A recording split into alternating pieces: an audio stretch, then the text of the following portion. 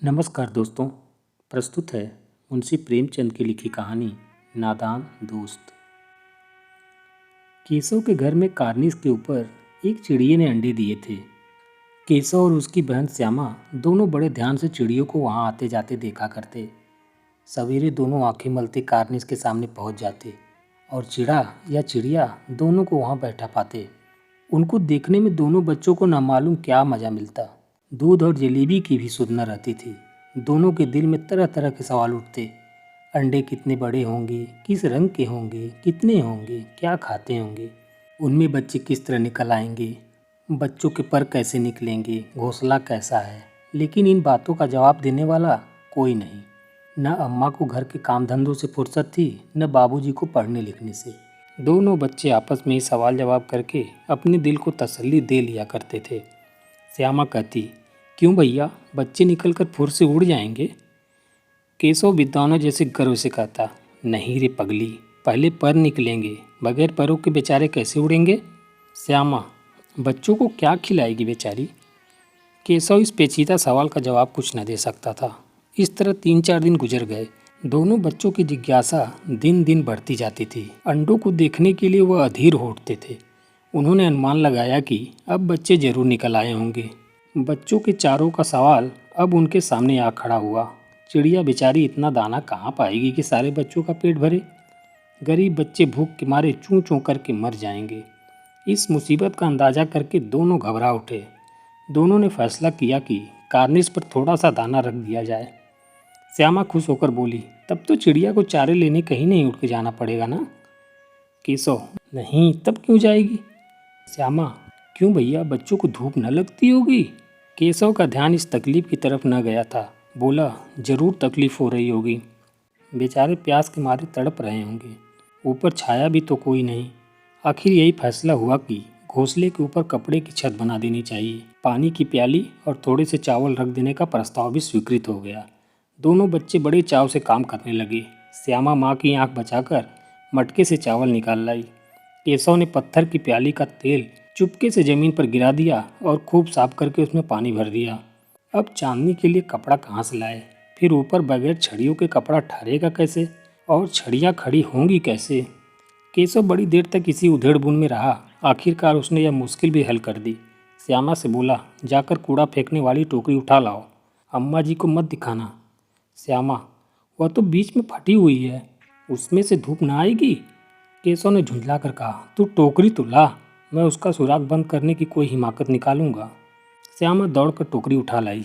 केशव ने उसके सुराख में थोड़ा सा कागज ठूंस दिया और तब टोकरी को एक टहनी से टिकाकर बोला, देख, ऐसे ही घोंसले पर उसकी आड़ दूंगा, तब कैसे धूप जाएगी? श्यामा ने दिल में सोचा, भैया कितने चालाक हैं। गर्मी के दिन थे, बाबूजी दफ्तर गए हुए थे। अम्मा दोनों बच्चों को कमरे में सुलाकर खुद सो गई थी, लेकिन बच्चों की आंखों में आज नींद का। अम्मा जी को बहकाने के लिए दोनों दम रोके आंखें बंद किए मौके का इंतजार कर रहे थे। ज्यों ही मालूम हुआ कि अम्मा जी अच्छी तरह सो गई, दोनों चुपके से उठे और बहुत धीरे से दरवाजे की सिटकनी खोलकर बाहर निकल आए। अंडों की हिफाजत करने की तैयारियां होने लगी। केशव कमरे में से एक स्टूल उठा लाया, लेकिन जब उससे काम न चला तो नहाने की चौकी लाकर स्टूल के नीचे रखी और डरते डरते स्टूल पर चढ़ा। श्यामा दोनों हाथों से स्टूल पकड़ी हुई थी।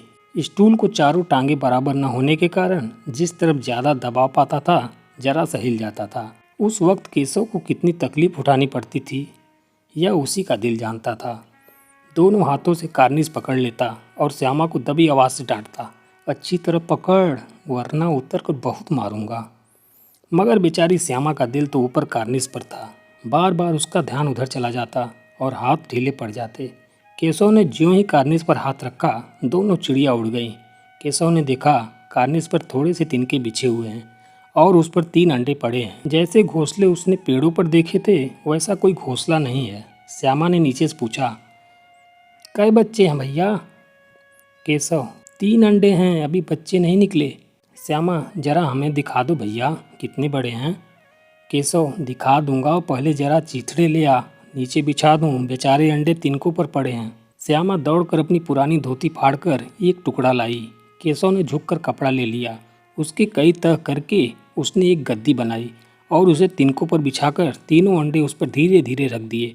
श्यामा ने फिर कहा, हमको भी दिखा दो भैया। केशव, दिखा दूंगा, पहले जरा वह टोकरी दे दो, ऊपर छाया कर दूं। श्यामा ने टोकरी नीचे से थमा दी और बोली, अब तुम उतर आओ, मैं भी तो देख लूं। केशव ने टोकरी को एक टहनी से टिका कर कहा, जा दाना और पानी की प्याली ले आ, मैं उतर आऊं तो दिखा दूंगा। श्यामा प्याली और चावल भी लाई। केशव ने टोकरी के नीचे दोनों चीज़ें रख दी और आहिस्ता से उतर आया। श्यामा ने गिड़गिड़ा कर कहा, अब हमको भी चढ़ा दो भैया।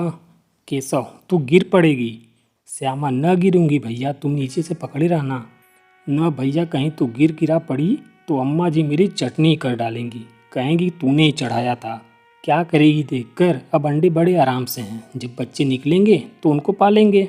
दोनों चिड़िया बार बार कार्निस पर आती थीं और बगैर बैठे उड़ जाती थी। केशव ने सोचा, हम लोगों के डर के मारे नहीं बैठती। स्टूल उठाकर कमरे में रखाया, चौकी जहाँ की थी वहाँ रख दी। श्यामा ने आंखों में आंसू भरकर कहा, तुमने मुझे नहीं दिखाया, मैं अम्मा जी से कह दूंगी। केशव, अम्मा जी से कहेगी तो बहुत मारूंगा, कह देता हूँ। श्यामा, तो तुमने मुझे दिखाया क्यों नहीं? केशव, और गिर पड़ती तो 4 सर न हो जाते?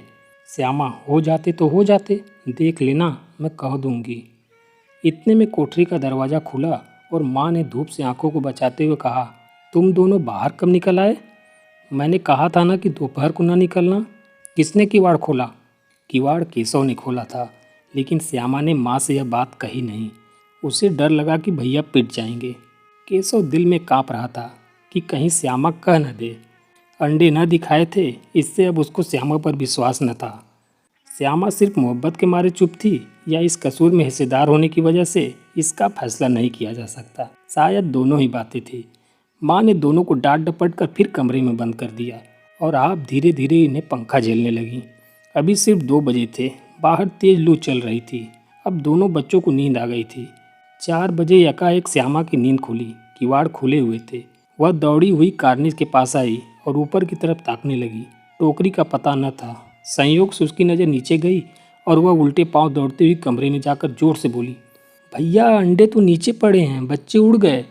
केशव घबरा कर उठा और दौड़ा हुआ बाहर आया तो क्या देखता है कि तीनों अंडे नीचे टूटे पड़े हैं और उनमें से कोई चूने की सी चीज़ बाहर निकल आई है।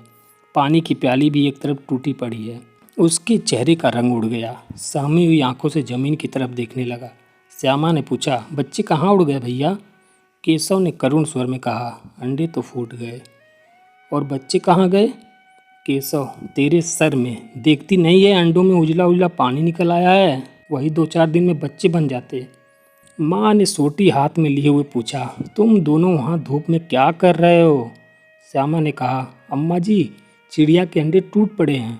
माँ ने आकर टूटे हुए अंडों को देखा और गुस्से से बोली, तुम लोगों ने अंडों को छुआ होगा।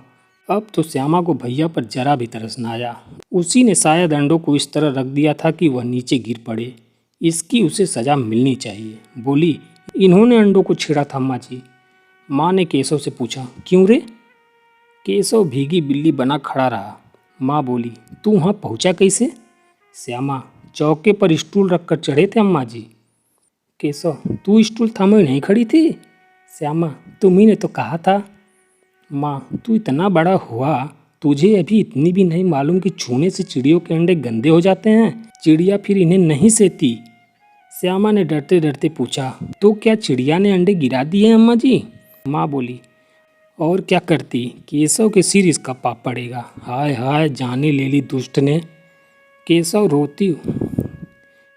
रोनी सूरत बनाकर बोला, मैंने तो सिर्फ अंडों को गद्दी पर रख दिया था अम्मा जी।